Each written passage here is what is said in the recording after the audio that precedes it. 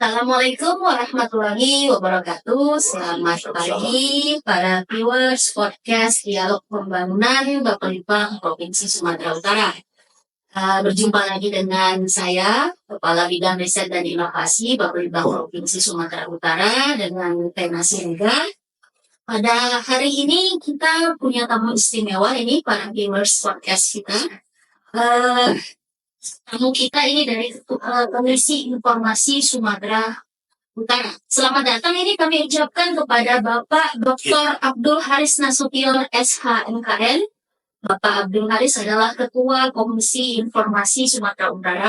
Kemudian ada Bapak Muhammad Saki Sitorus SH MIKO, Ketua Bidang Penyelesaian Sengketa. Para viewers podcast Bapelibang Provinsi Sumatera Utara, kita ada banyak pertanyaan ini yang akan kita ajukan kepada dua orang narasumber podcast kita. Yang pertama ini mungkin kita ajukan kepada Pak Abdul ya Pak ya. Iya.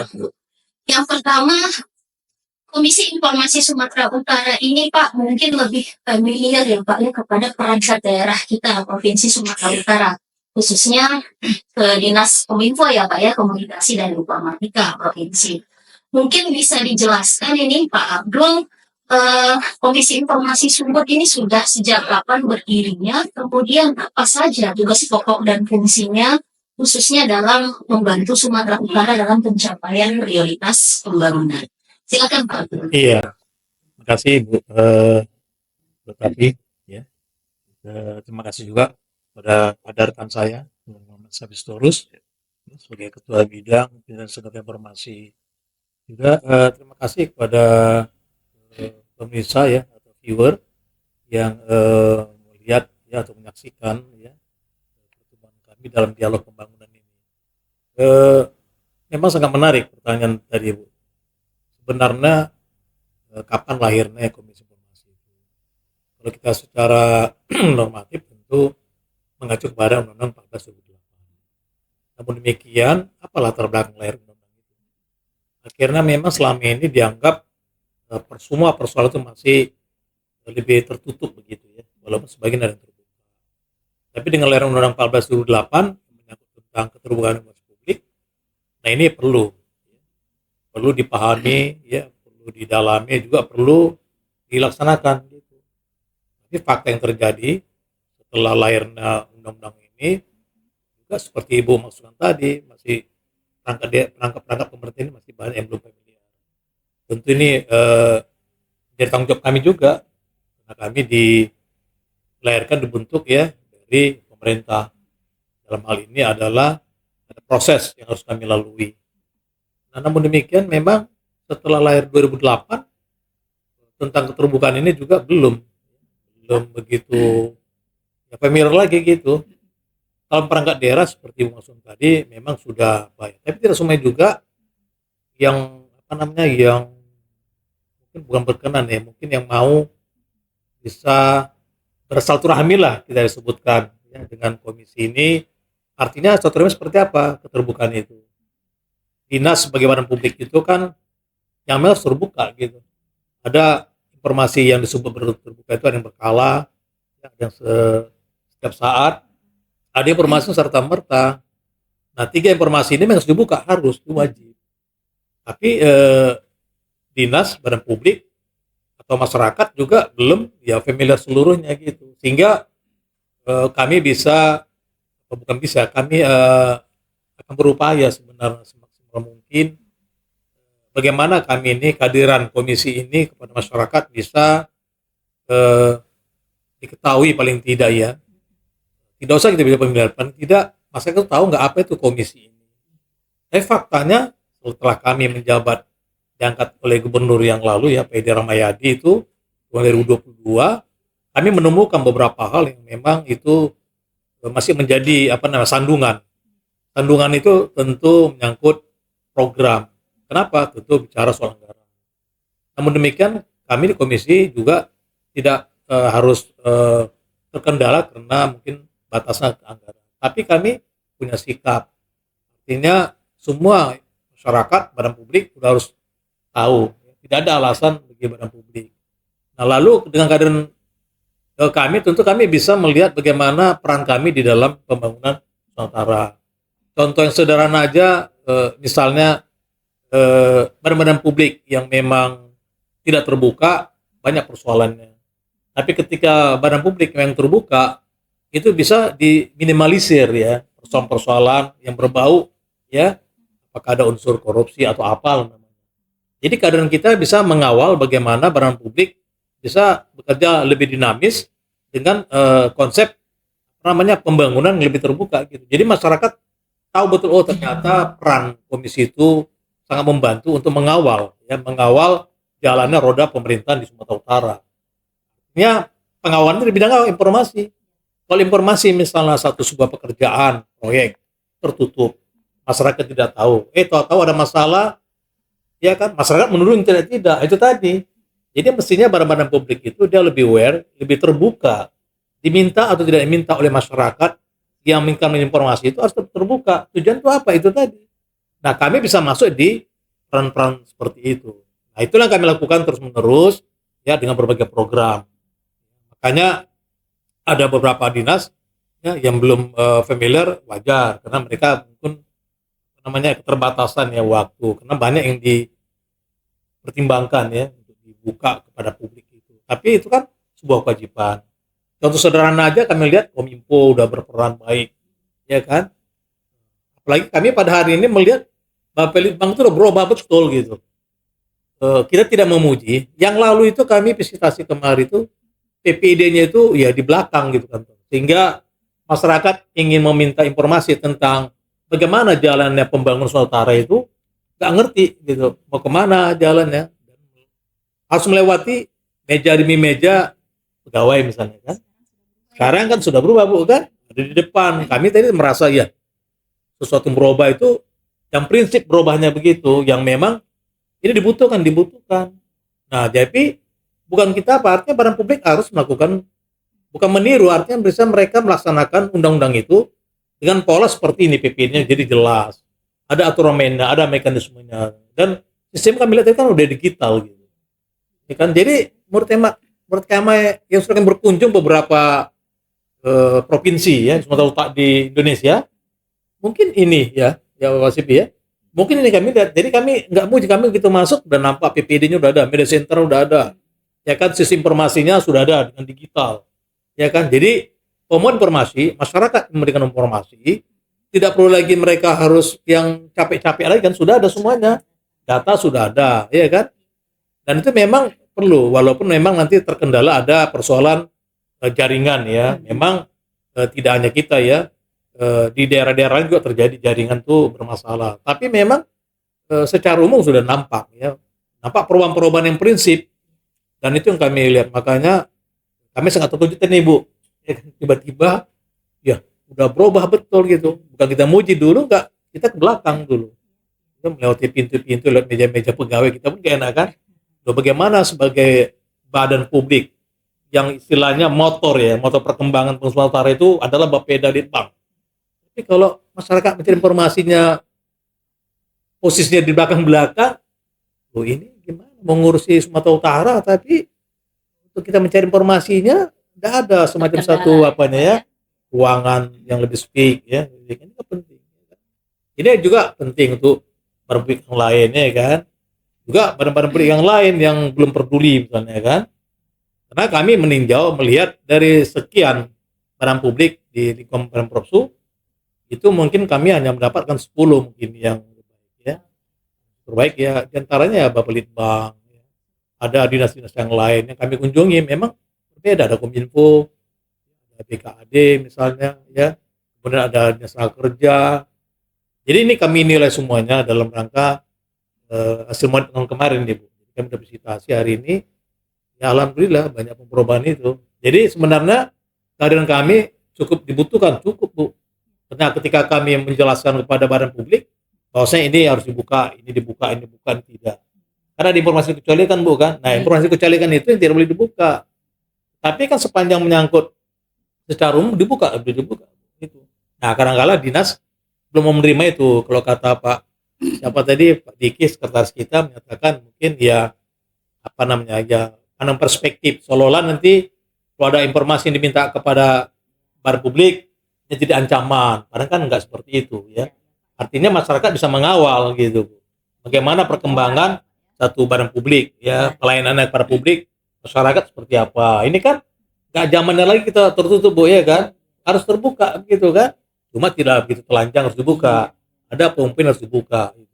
Baik, Itu berarti Pak Abdul, Komisi Informasi Sumatera Utara ini merupakan lembaga mandiri nih, fungsinya monitoring dan evaluasi ya Pak ya. segalanya itu ya Bu. Khusus kepada keterbukaan akses informasi ya Pak ya, Iya. ya, ketersediaan informasi, transparansi, kemudian Iya, akses, iya, akuntabilitas, sehingga masyarakat bisa sebagai fungsi controlling juga ini, Iya, sebagai controlling, betul. mendapat akses informasi dengan mudah dan gampang ya Pak ya, Iya. kemudian bisa menjalankan juga sebagai fungsi controlling ya itu. untuk masyarakat ya.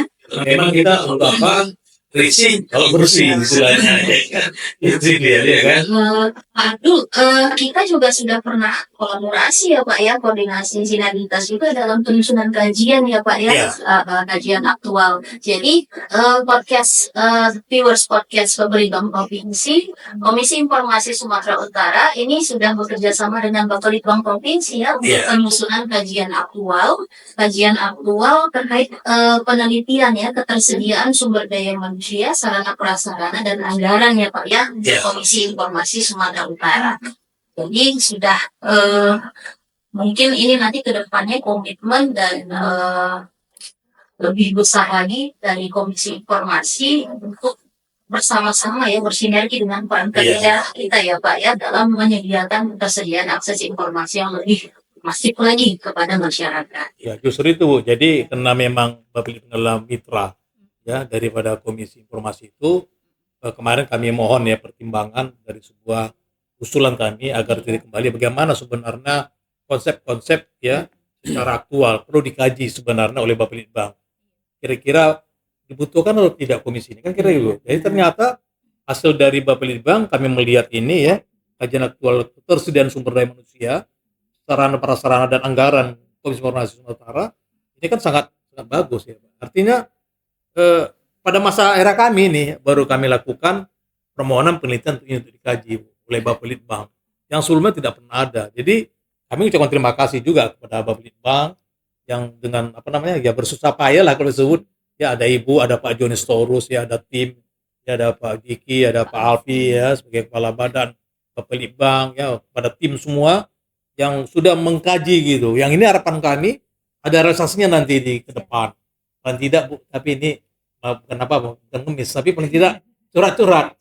Ya 2025 mudah-mudahan ada bertambah anggaran kami ya kan. Ini kan kecil. Ya kan. Nah, kita kan terbuka kepada publik, anggaran KAI ini terbatas. Ya kan? Cuma 2, sekian miliar aja. Ya kan? Mudah-mudahan kajian ini kami sudah pertimbangkan untuk hal yang prinsip. Kita tidak ada proyek ini Bu kan. Kita hanya bagaimana membangun sumber daya manusia. Ya kan? Itu dia. Jadi itulah Bu. Jadi memang kami ya sekali lagi terima kasih lah Bu ya kan sudah menyiapkan anggaran kajian aktual ini Bu ya kan. Baik. Terima kasih. Mungkin kita bisa lanjut ini ke Pak Safi'i. Kita punya pertanyaan juga Pak terkait tupoksi tadi. Tadi kan sudah panjang lebar dijelaskan oleh Pak Abdul ya Pak. Abdul. Kalau kita kaitkan dengan pencapaian indikator untuk ketersediaan informasi, kita ada skor indeks keterbukaan informasi publik, namanya IKIP. Provinsi Sumatera Utara tahun 2022 itu masih 72,33, predikatnya masih kategori sedang.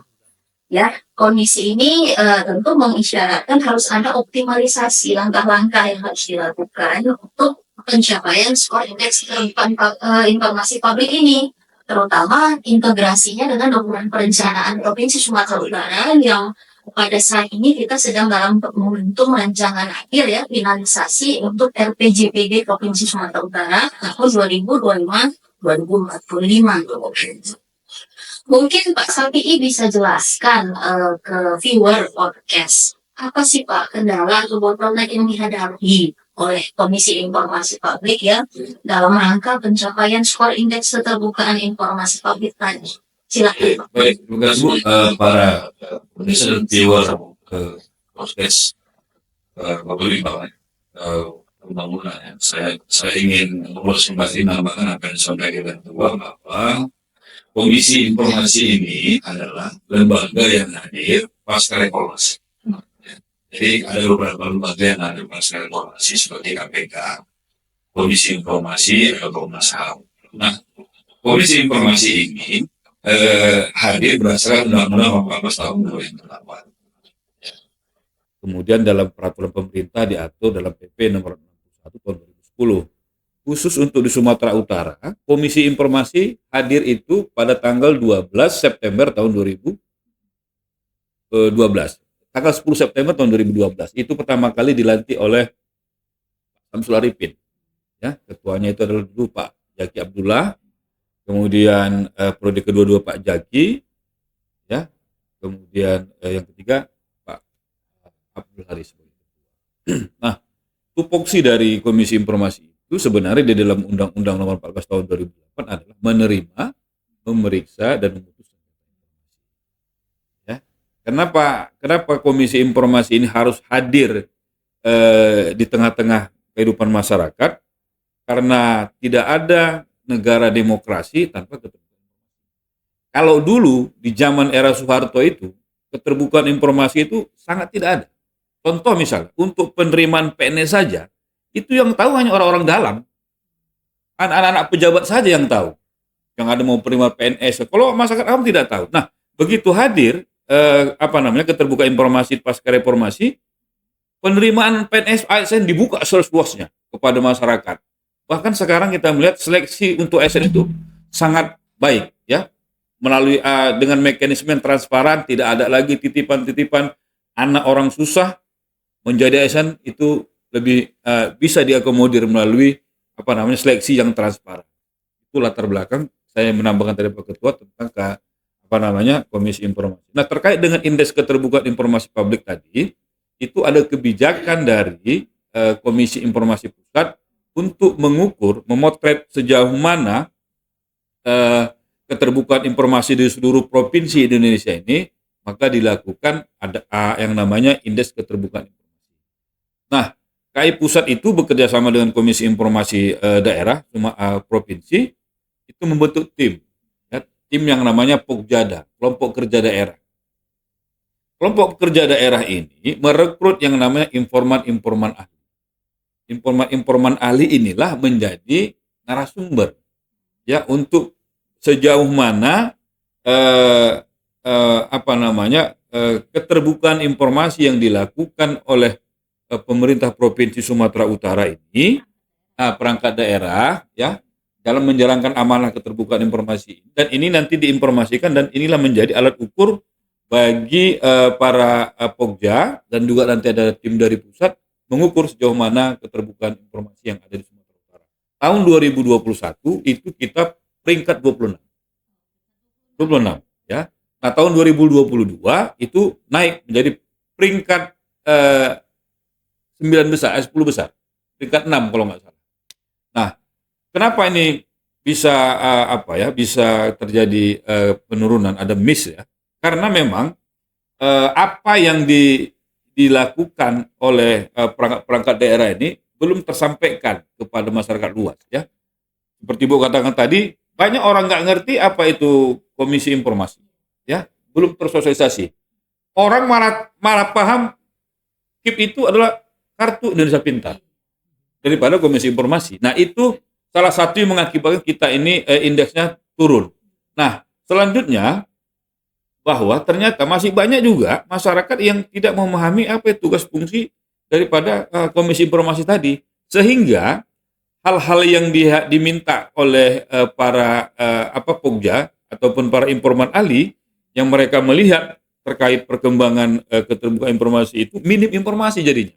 Padahal sebenarnya sudah tersedia, ya, sudah tersedia. Misalnya website yang terbuka, tampilan anggaran, ya, sudah ada. Nah, kita juga di Komisi Informasi, kita kan juga bagian daripada penilaian, ya, daripada IKIP tadi, bahwasanya kita dalam menjalankan tugas itu juga sudah mempublis, ya, publis ke website kita. Salah satu misalnya kita memutuskan suatu perkara sengketa informasi, ya, dari tahun ke tahun itu sengketa informasi kita ini cenderung meningkat ya. Terakhir yang tahun 2023 itu hampir 158 sengketa informasi. Iya, sengketa informasi.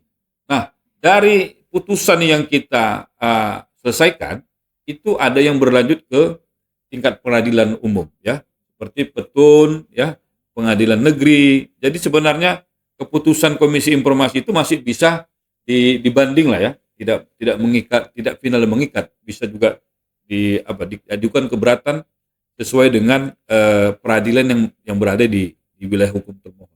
Nah, dengan adanya proses sengketa informasi ini, tentu kita berharap agar badan-badan publik itu lebih meningkatkan keterbukaan informasinya, ya, khususnya terkait informasi-informasi publik.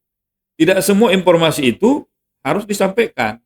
Yang disampaikan ke tengah masyarakat itu adalah informasi publik.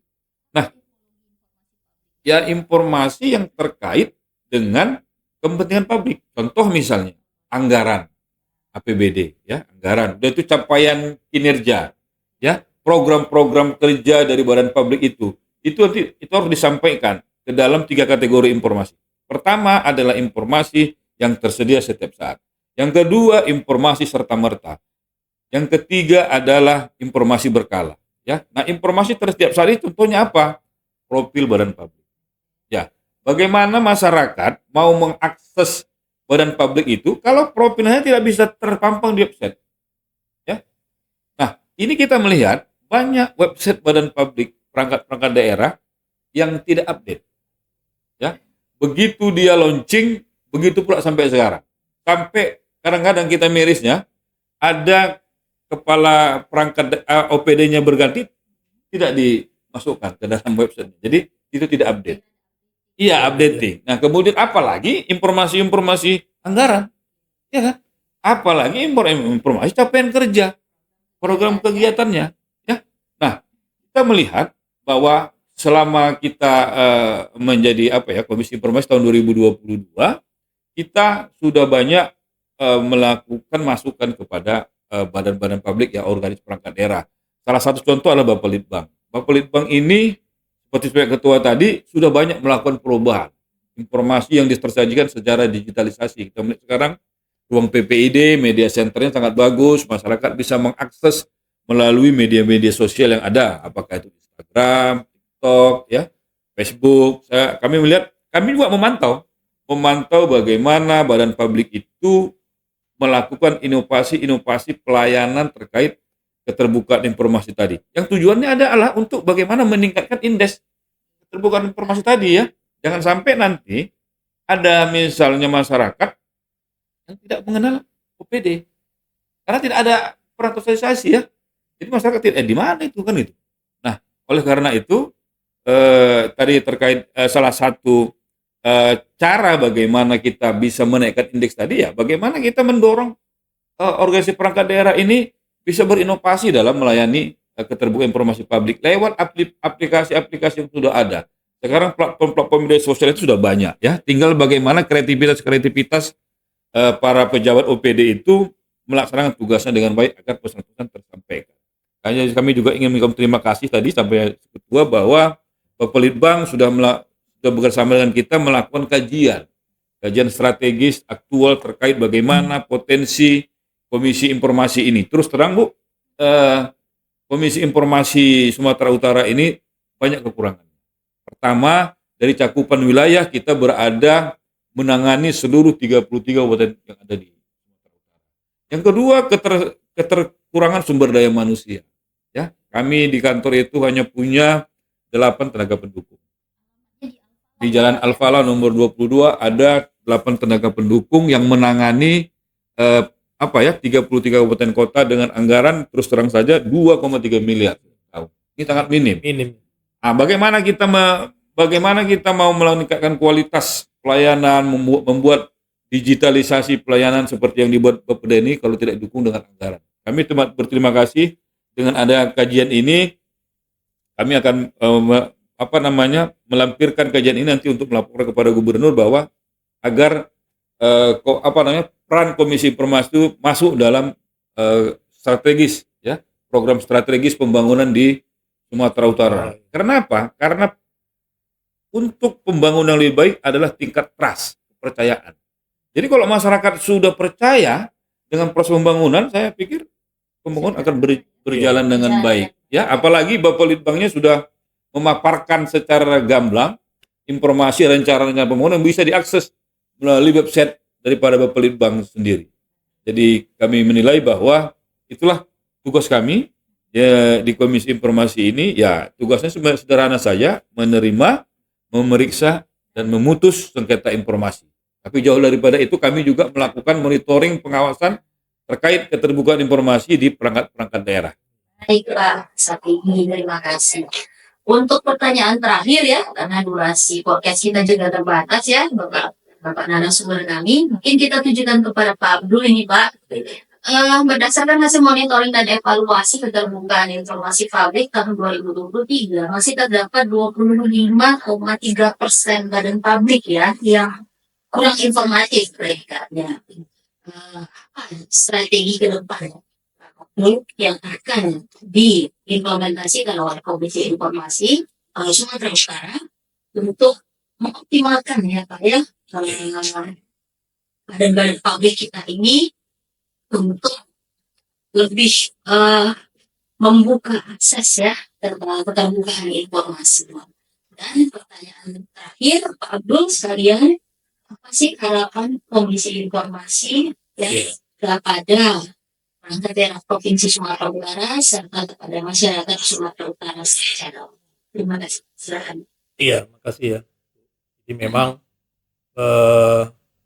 secara soal strategis seperti sudah kami sampaikan ya, diskusi kita kemarin juga, langkah pertama itu tentu perlu ada satu tata kelola informasi publik yang benar melalui peraturan daerah. Nah, Perda itu kami sudah siapkan sebenarnya draftnya itu, tapi karena memang keterbahasan ya lagi soal anggaran, yang mudah-mudahan 2025 ini bisa kita masukkan tata kelola pemerintahan menyangkut keterbukaan informasi publik. Karena itu apa? Itulah dasar bagi kita bagaimana untuk bisa memberikan pemahaman juga kepada badan-badan publik berbeda. Kalau tidak, ya bisa menaikkan. Kalau sudah mereka memahami, mengerti, tentu indeks keterbukaan itu bisa lebih naik nanti. Tidak lagi 12,5%, itu akan naik. Walaupun kemarin kami itu dari program IKIP pusat kemarin ya, mudah-mudahan nilainya itu bulan-bulan depan udah keluar ya. Mungkin ada lonjakan angka ya. Mudah-mudahan itu bisa tercapai kinerja pemerintah Nusantara bersama dengan KAI. Kemudian kedua, paling tidak kami udah melakukan kerjasama dengan lembaga-lembaga perguruan tinggi. Secara akademik itu ada kajian-kajian bagaimana nanti memberikan pemahaman kepada badan publik, ya kan? Artinya mereka perlu juga diberi pemantang itu dari kalangan akademik. Karena kita udah banyak kerjasama ini apa Bu, ya dari perguruan tinggi, dari USU, dari IAIN, UIN, iya, masih dari Dharma Wangsa, ada WISU, ada Dharma Agung, ada apalagi kita kerjasama Unimed, ya. Kemudian ada lembaga vertikal dari Kementerian Agama, itu memang masuk kita bersama kerjasama. Kemudian dengan Polda. Nah, semua kerjasama yang melakukan itu ada kaitannya, ada kepentingan bersama selaku mitra. Contohnya misalnya gini Bu, ada persoalan ya putusan yang sudah kami putuskan itu sudah istilahnya sudah berkukuhan hukum tetap ya, sudah ingkrah istilah hukumnya. Itu kan perlu pemahaman orang apakah bisa dieksekusi atau tidak. Nah, jadi banyak barang publik juga belum paham itu. Nah, ini kan perlu penyadaran juga itu. Diseminasi informasinya perlu. Jadi langkah-langkah ini perlu kami lakukan. Di samping ada program-program lain ya yang memang sangat prinsip tapi memang belum kita laksanakan. Bisa lebih paham akhirnya nanti gitu ya. Yang selama ini mungkin kurang gitu Bu. Saya kira itu. Saya ucapkan terima kasih sekali lagi Ya. Bapak Dr. Abdul Haris Nasution, SH MKN, Ketua Komisi Informasi Sumatera Utara, kemudian Pak Safi'i ya, Muhammad Syafi'i Sitorus, SH NIKO, Ketua Bidang Penyelesaian Sengketa ya dari Komisi Informasi Sumatera Utara. Mudah-mudahan podcast kita pada hari ini membawa banyak ya manfaat, pencerahan ya, Iya. terutama diseminasi ya informasi, sosialisasi kepada masyarakat, perangkat daerah juga yang masih belum familiar ya Pak ya terhadap Komisi Informasi Sumatera Utara, tugas pokok dan fungsinya, kemudian apa saja ini kontribusi ya, perluasan kemitraan apa saja yang bisa kita kerjasamakan ini dengan Komisi Informasi di Sumatera Utara. Mudah-mudahan Bapak Litbang juga terus bisa lebih baik ke depannya Pak dalam menyediakan akses informasi publik yang dibutuhkan oleh masyarakat. Tadi seperti Bapak sampaikan sudah ada improvement ya Pak ya, yang cukup signifikan ya Pak ya yang telah kita laksanakan. Baik, viewers podcast Dialog Pembangunan Provinsi Sumatera Utara, khususnya Bapak Litbang Provinsi, kita harus berpisah karena durasi juga sudah mendekati akhir. Terima kasih atas perhatian yang telah diberikan. Wabillahi taufiq wal hidayah. Wassalamualaikum warahmatullahi wabarakatuh. Waalaikumsalam.